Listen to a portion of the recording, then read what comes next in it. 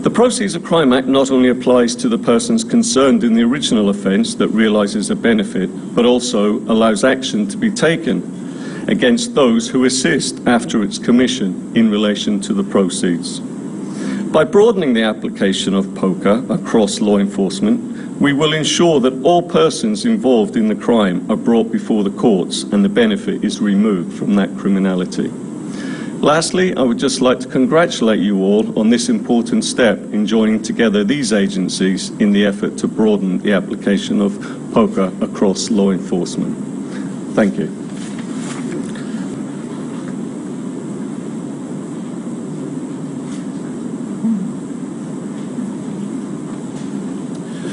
Thank you very much for that, Gary. Kind of gives you an idea of what goes behind this program. Again, it's about collaboration. We can't do it alone. We have to make a joined up or take a joined up approach to tackling this monster, right? Now, just before the Commissioner of Police addresses us, again, sticking to that theme of collaboration, the Constabulary Financial Unit, right, is made up of officers of the JCF. They are housed at the FID, and this morning we have with us the head of the CFU, Inspector Brenton Williams. And Brent, I just wanted to stand and be recognized this morning. I'm not sure if we can, we'll probably get a picture of Brent a little later on, right? But what I can say to you out there who may have some kind of criminal intent, certainly in the area of financial crime, you don't want to see Brent.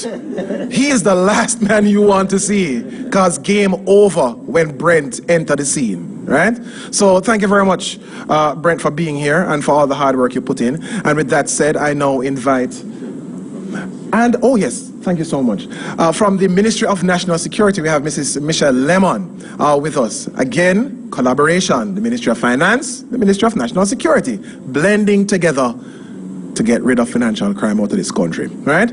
So, with no further ado, I now invite the Commissioner of Police, Major General Anthony Anderson.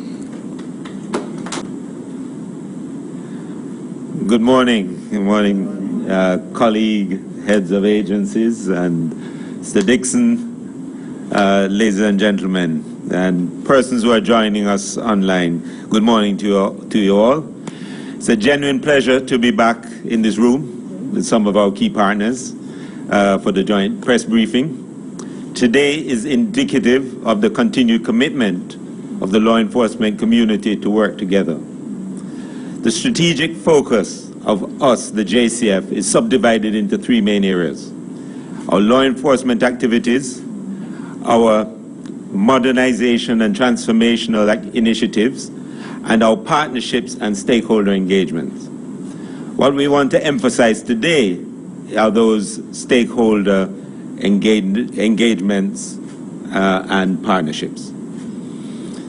Recently, as you're probably aware, the JCF and the JDF launched our joint anti-gang task force. It was designed to bring greater synergy in our joint operations by producing a highly trained, professional cadre of police and military personnel tasked with going after guns, gunmen, and gangs. Now, we know that a key pillar of any credible crime reduction strategy, especially when organized crime is involved, is the removal of their money and other resources which are utilized to buy guns, corrupt public officials, pay contract killers, and live a lavish lifestyle at the expense of other people's pain.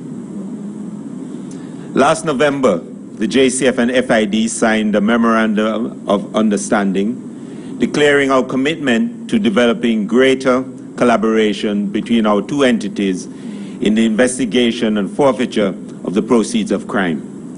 4 months later, we are back. Not only with FID, but also with MOCA and Jamaica Customs as we take our collaboration a step further. Recently, the FID shared with us their new cash seizure booklet, which guides law enforcers in how to investigate and effect cash seizures.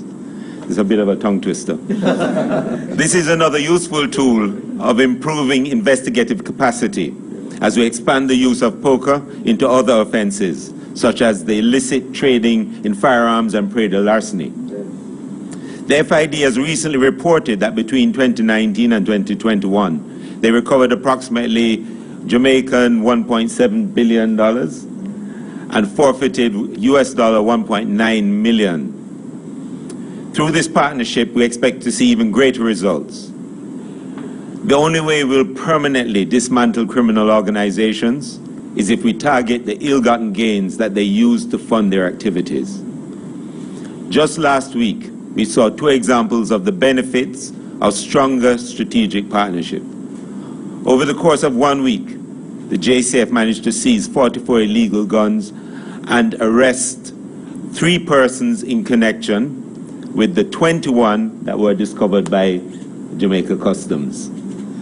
That is, we're strengthening that customs partnership in a big way. We're going to see a lot more activities in relation to that. We also seized another 23 weapons off of the road, and that was in a partnership largely with the Jamaica Defense Force. We've charged 14 persons so far relating to those seizures. So it's important for the entire country to appreciate the fact that the gangs are bigger than just the gunmen who are pointing guns at people. Gangs thrive because of the broader support systems that they rely upon. Criminal organizations need money to thrive. It is the catalyst that strengthens and bolsters everything else they do.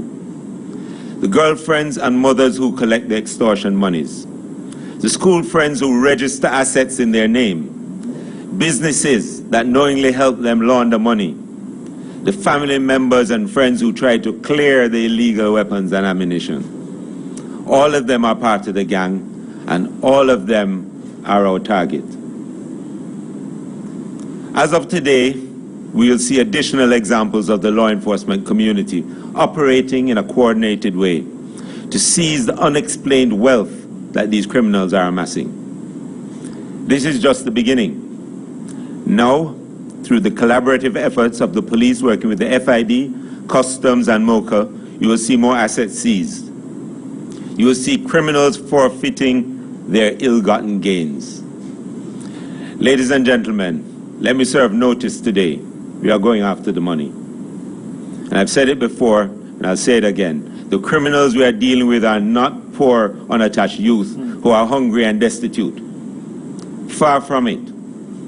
These are men and women who have made a conscious decision to pursue a life of crime and violence.